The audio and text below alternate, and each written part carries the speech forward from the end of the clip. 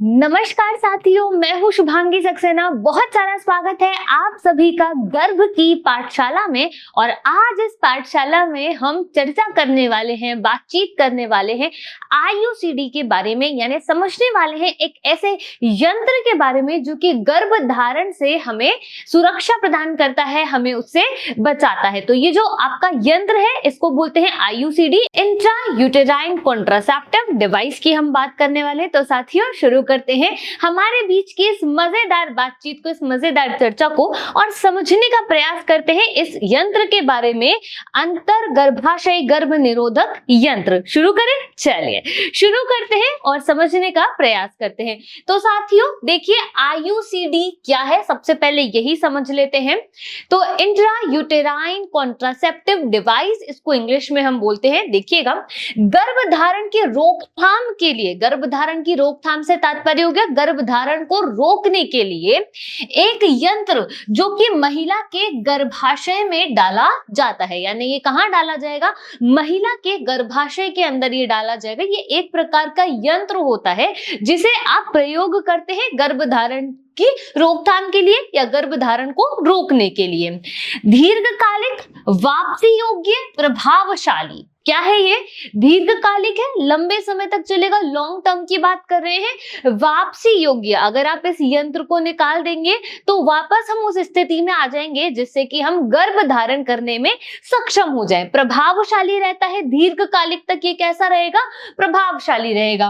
और साथ ही साथ कैसा है? सुरक्षित गर्भ निरोधक विधि है। कैसा है ये? सुरक्षित गर्भ निरोधक विधि है। किसी प्रकार का इन्फेक्शन इस केस में बहुत कम होता है कि हमें किसी प्रकार का इन्फेक्शन हो जाए या फिर गर्भधारण हो जाए। यानी बहुत सारे केसेस में से केवल एक मामला ऐसा होता है जिसके अंदर गर्भधारण की जो समस्या है इसका उपयोग करने के बाद भी उत्पन्न हो जाती है। तो ये सुरक्षित बहुत ज्यादा है। देखिएगा कुछ इस तरीके से होता है। तो ये यूटरस हो गया जो आपको दिखाई दे रहा है, और फिर यहाँ पर आप देख रहे हैं कि सर्विक्स है, ये वजाइना हो गई है। अब ये है आपका आईयूडी, इंट्रा यूटेराइन डिवाइस की हम यहाँ पर बात कर रहे हैं, जिसे कुछ यहाँ पर क्या कर दिया जाएगा?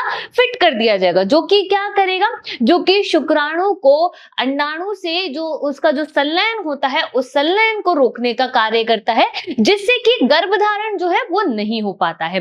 आगे समझने का प्रयास करते हैं कि आईयूसीडी का विकास जो है वो किस तरीके से हुआ, उसका इतिहास क्या है। तो देखिएगा, प्रथम पीढ़ी जो है वो 1909 में विकसित हुई। 1909 के अंदर अगर हम बात करें, डॉक्टर रिचर्ड ने क्या किया था कि रेशम के कीड़े जो होते हैं, सिल्क वॉर्म जिसको हम बोलते हैं, कि आंत से बनी, वेरी इंपॉर्टेंट, कि आंत से बनी एक अंगूठी गर्भाशय में डालने की प्रक्रिया जो है वो उन्होंने उस समय संपन्न करी थी। फिर 1950 की अगर हम बात करें तो देखिएगा, आधुनिक प्लास्टिक आधारित आईयूसीडीएस का आगमन यहाँ पर हुआ। प्रारंभिक आईयूसीडीएस आकार में बड़े होते हैं। महिलाओं द्वारा ये कैसे किए गए थे? नापसंद किए गए थे, क्योंकि ये कैसे थे? ये सहज नहीं थे। यानी कि ये उनको जब उन्होंने इसका उपयोग किया, उन्होंने इसका इस्तेमाल किया, तो ये उन्हें सहज महसूस नहीं हो रहे थे। आगे समझने का प्रयास करते हैं। जैक लिप्स की हम यहाँ पर बात कर रहे हैं। अमेरिकी स्त्री रोग विशेषज्ञ ने लिपिज लूप, क्या बोलते हैं इसको? लिपिज लूप कहते हैं, नामक एक सुरक्षित आईयूसीडी विकसित किया। महिलाओं में उपयोग के लिए इसे उपयुक्त माना गया, जो कि कुछ इस तरीके का दिखाई देता है, जहां आपको इस तरीके के लूप बने हुए दिखाई देते हैं। आगे समझने का प्रयास करते हैं। दूसरी पीढ़ी की अगर हम यहाँ पर बात करें तो ये 1960 का दशक था। हमने प्रथम पीढ़ी की बात करी थी जो कि 1909 की बात थी। अब हम बात करें दूसरी पीढ़ी, यानी कि 1960 के दशक की हम यहाँ पर बात कर रहे हैं। टी आकार के आईयूसीडी जैसे कि कॉपर आईयूसीडी 200 और आईयूसीडी 380A का विकास इस समय हुआ। पहले की तुलना में ये अधिक प्रभावी था और ये कुछ इस तरीके का दिखता था। तो आप देख सकते हैं कि यहाँ से यहाँ तक कॉपर की जो वायर है वो यहाँ पर लपेटी हुई है। साथ ही साथ आप देख सकते हैं कि इसका किस तरीके का शेप है। तो आप यहाँ देखेंगे कि इसका टी जो है उस तरीके का शेप है, टी लेटर जैसा इसका शेप आपको दिखाई दे रहा होगा। यहाँ से ये जो है एक कुछ थ्रेड सी यहाँ पर निकली हुई है। तो आप ध्यान से देखिए कि ये पहले की तुलना में कैसा था, ज्यादा प्रभावी था। और इस इस समय हम बात कर रहे हैं 1960 के दशक की। आगे चर्चा करते हैं, तीसरी पीढ़ी की हम बात कर रहे हैं तो देखिएगा, अगर हम फर्स्ट जनरेशन की बात करें जो कि 1909 में आई थी, सेकंड जनरेशन की बात करें जो कि 1960 में आई थी, और थर्ड जनरेशन की बात करें जो कि 1970 के आसपास, या हम यूं कहें कि 1970 के बाद ये आई थी। हार्मोनल आईयूसीडी का विकास यहाँ पर हुआ। इनमें हार्मोन्स भरे होते हैं जो दीर्घकालिक और प्रभावी गर्भ निरोध प्रदान करते हैं, जो कि कुछ इस तरीके के आपको दिखाई देते हैं। जैसे समय विकसित होता चला गया, जैसे समय बढ़ता चला गया, उसी के साथ साथ हमारी जो तकनीक थी वो भी विकसित होती चली गई है। किस हिसाब से तकनीक हमारी विकसित हुई कि जब महिलाएं इसका उपयोग करें तो ये उन्हें उपयोग में सहजता प्रदान करे, ये उन्हें किसी प्रकार की परेशानी या समस्या का कारण ना बने। तो धीरे धीरे क्या हुआ, समय निकलता गया, तकनीकों का विकास होता गया, है ना। तो हमारे क्या हुआ, इस यंत्र जो है इसको भी ठीक तरीके से व्यवस्थित रूप से विकसित किया गया। तो आप देखिएगा 1970 के बाद की हम यहाँ पर बात कर रहे हैं। अब हम जो आईयूसीडी की बात कर रहे हैं तो ये भी आईयूसीडी, और जो 1909 में आया था वो भी आईयूसीडी था, जो 1960 में आया था वो भी आईयूसीडी था। तो ये भी आईयूसीडी ही है, लेकिन ये कैसा है, विकसित आईयूसीडी आप इसे कह सकते हैं, क्योंकि आप यहाँ पर देख सकते हैं कि ये प्रभावी गर्भ निरोध प्रदान करता है, साथ ही साथ ये कैसा है, दीर्घकालिक भी है। आगे चर्चा करते हैं कि कॉपर युक्त अंतर गर्भाशयी गर्भ निरोधक यंत्र की हम यहाँ बात कर रहे हैं, जैसे अभी हमने देखा था, है ना। तो यहाँ पर आप देख सकते हैं कि कॉपर की जो वायर है वो यहाँ पर अच्छे से क्या की गई है, लपेटी गई है।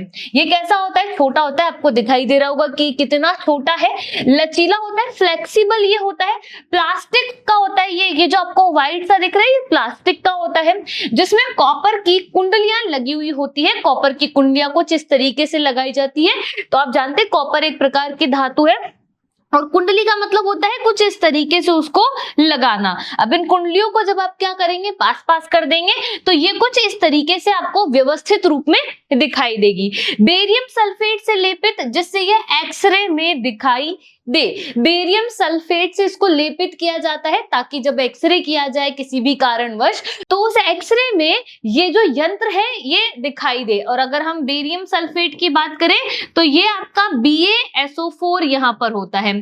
तो साथियों आप जो है इसको ध्यान रखिएगा कि ये क्या चीज होती है और ये किसकी बनी हुई होती है और किस तरीके से इसे लेपित किया जाता है। तो देखिएगा ये छोटा होता है, जैसा कि आपको दिखाई दे रहा है, लचीला यानी फ्लेक्सिबल होता है। अगर ये बहुत ज्यादा रिजिड होगा तो जब इसे क्या करेंगे, जब इसे गर्भाशय में जो है डाला जाएगा तब ये क्या कर देगा, ये अगर फ्लेक्सिबल नहीं हुआ तो ये हो सकता है कि गर्भाशय को नुकसान पहुंचा सकता है, वहां इससे गर्भाशय जो है वो कट सकता है या उसमें घाव हो सकते हैं। तो ये बहुत आवश्यक है कि ये फ्लेक्सिबल हो। तो इसलिए ये कैसा है, फ्लेक्सिबल है, जिसे आप क्या बोलते हो, लचीला बोलते हो।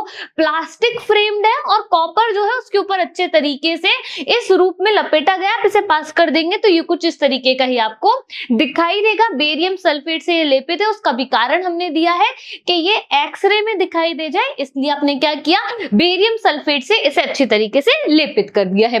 आगे चर्चा करते हैं। देखिएगा आईयूसीडी को एक प्रशिक्षित सेवा प्रदाता द्वारा उचित चिकित्सा जांच के बाद महिला के गर्भाशय में डाला जाता है। क्या कह रहे हैं हम ये कहने का प्रयास कर रहे हैं कि प्रशिक्षित सेवा प्रदाता द्वारा ही इसे क्या करते हैं, महिला की पहले जांच की जाएगी, सभी तरीके की जो आवश्यक जांचें हैं इस समय वो की जाएंगी। उसके बाद प्रशिक्षित सेवा प्रदाता जो है वही क्या करेगा, महिला के गर्भाशय में इस यंत्र को डालने का प्रयास करेगा, या वो इस यंत्र को महिला के गर्भाशय में ठीक तरीके से डाल देंगे।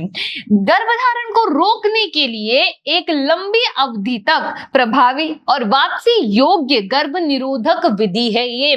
क्योंकि क्या होगा, जब तक ये गर्भाशय में रहेगा तब तक गर्भधारण नहीं हो पाएगा, या हम यूं कहें कि गर्भधारण के लिए हम असमर्थ या असक्षम हो जाएंगे। लेकिन क्या होगा, जब आप इसे निकाल देंगे तो वापस आप कैसे हो जाएंगे, गर्भधारण करने में सक्षम हो जाएंगे। तो इसीलिए हमने ये कहा है कि गर्भधारण को रोकने के लिए, कि गर्भधारण ना हो पाए तो एक लंबी अवधि तक, कि जितने समय आप चाहते हैं तो लंबी अवधि तक ये कैसा रहता है, प्रभावी रहता है। और वापसी योग्य गर्भ निरोधक विधि है कि वापस भी आप गर्भ धारण कर सकते हैं। आगे समझने का प्रयास करते हैं। राष्ट्रीय परिवार कल्याण कार्यक्रम के अंतर्गत उपलब्ध IUCDs की हम यहाँ पर बात कर रहे हैं, तो देखिएगा गर्भ निरोधक की मैं बात कर रही हूँ और उसकी प्रभाव जो अवधि पर है, यानी कि प्रभावी जो अवधि है वो कितनी होगी, तो देखिएगा IUCD 380A की हम यहाँ पर बात कर रहे हैं, जो कि 10 वर्ष तक प्रभावी रहता है। और अगर हम IUCD 375 की बात कर रहे हैं तो ये 5 वर्ष तक कैसा रहता है, प्रभावी रहता है।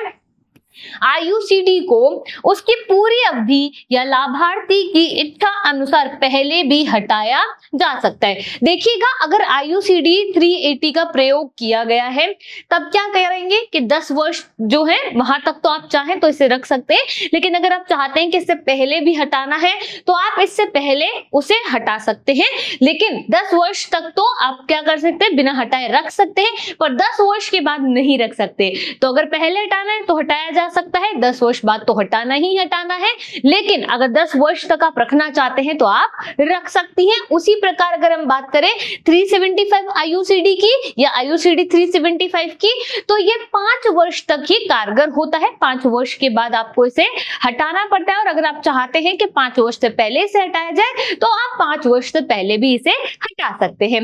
आगे समझते हैं IUCD 380A और IUCD 375 का जो क्रियाविधि है वो किस तरीके के, तो देखिएगा समान कार्यविधि में कोई अंतर नहीं है।